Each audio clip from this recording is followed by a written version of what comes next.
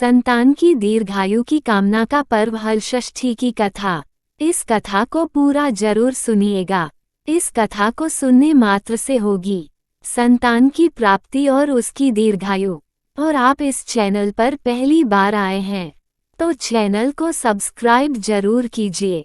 तो चलिए सुनते हैं कमर छठ यानी हलषष्ठी की पौराणिक कथाएं। लोक में संतान की रक्षा के लिए, पति की रक्षा के लिए पर्व मनाने का प्रचलन है, परंतु कमर छठ पर्व में माताओं द्वारा संतान की दीर्घायु के लिए व्रत उपवास किया जाता है। हमारे छत्तीसगढ़ राज्य की अनूठी संस्कृति का यह एक ऐसा पर्व है जिसे हर वर्ग, हर जाति में बहुत ही सद्भाव से मनाता है। हलषष्ठी को हल छठ, कम्र छठ या खम्र छठ भी कहा जाता है।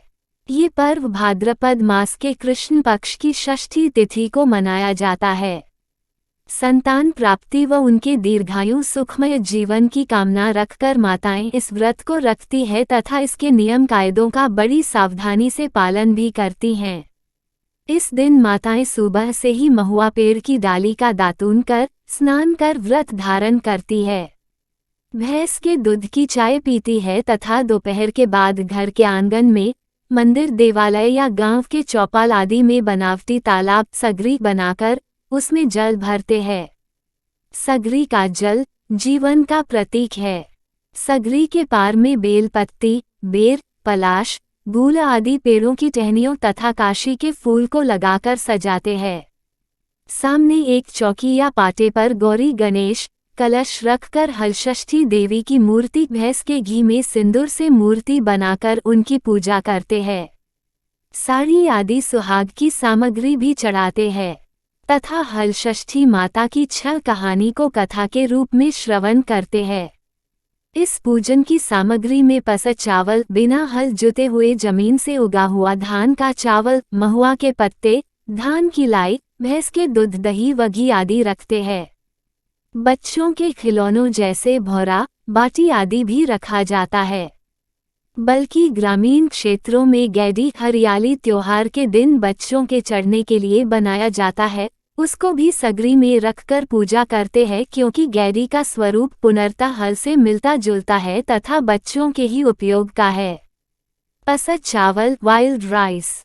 इस व्रत के बारे में पौराणिक कथा यह है कि वासुदेव देवकी के 6 बेटों को एक एक कर कंस ने कारागार में मार डाला। जब 7वें बच्चे के जन्म का समय नजदीक आया तो देवर्षि नारद जी ने देवकी को हलषष्ठी देवी के व्रत रखने की सलाह दिया। देवकी ने इस व्रत को सबसे पहले किया जिसके प्रभाव से उनके आने वाले संतान की रक्षा हुई। 7वें संतान का जन्म समय जानकर भगवान कृष्ण ने योगमाया को आदेश दिया कि माता देवकी के इस गर्भस्थ शिशु को खींचकर वासुदेव की बड़ी रानी रोहिणी के गर्भ में पहुंचा देना, जो इस समय गोकुल में नंद यशोदा के यहाँ रह रही है, तथा तुम स्वयं माता यशोदा के गर्भ से जन्म लेना। योगमाया ने भगवान के आदेश का पालन किया, जिससे देवकी के गर्भ से संकर्षण होकर रोहिणी के गर्भ द्वारा जन्म लेने वाला संतान ही बलराम के रूप में जन्म लिया।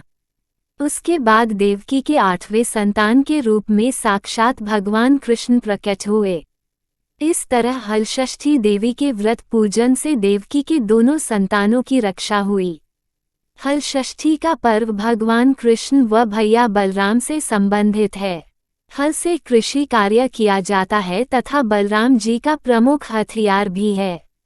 बलदाव भैया कृषि कर्म को महत्व देते थे, वहीं भगवान कृष्ण गौ पालन को। इसलिए इस व्रत में हल से जुते हुए जगहों का कोई भी अन्न आदि व गौ माता के दूध, दही, घी आदि का उपयोग वर्जित है तथा हलषष्ठी व जन्माष्टमी एक दिन के अंतराल में बड़े ही धूमधाम से मनाया जाता है। इस दिन उपवास रखने वाली माताएं हल चले वाले जगहों पर भी नहीं जाती है। इस व्रत में पूजन के बाद माताएं अपने संतान के पीठ वाले भाग में कमर के पास पोता, नए कपड़ों का टुकड़ा जिसे हल्दी पानी से भिगाया जात मारकर अपने आंचल से पोंछती है, जो कि माता के द्वारा दिया गया रक्षा कवच का प्रतीक है। पूजन के बाद व्रत करने वाली माताएं जब प्रसाद भोजन के लिए बैठती है तो उनके भोज्य पदार्थ में पसत चावल का भात, 6 प्रकार के भाजी की सब्जी, मुनगा, कुम्हड़ा, सेमी, तोरई, करेला, मिर्च, भैंस के दूध, दही व घी, सेंधा नमक, महुआ पेड़ के पत्ते का दोना पत्तल व लकड़ी को चम्मच के रूप में उपयोग किया जाता है। बच्चों को प्रसाद के रूप में धान की लाई, भुना हुआ महुआ तथा चना, गेहूं, अरहर आदि 6 प्रकार के अन्नों को मिलाकर बांटा जाता है। इस व्रत पूजन में 6 की संख्या का अधिक महत्व है। जैसे भाद्रपद मास के कृष्ण पक्ष का 6वां दिन 6 प्रकार का भाजी, 6 प्रकार के खिलौना, 6 प्रकार के अन्न वाला प्रसाद तथा 6 कहानी की कथा। इस तरह 6 की संख्या के साथ छठ का व्रत एवं पर्व पूर्ण होता है।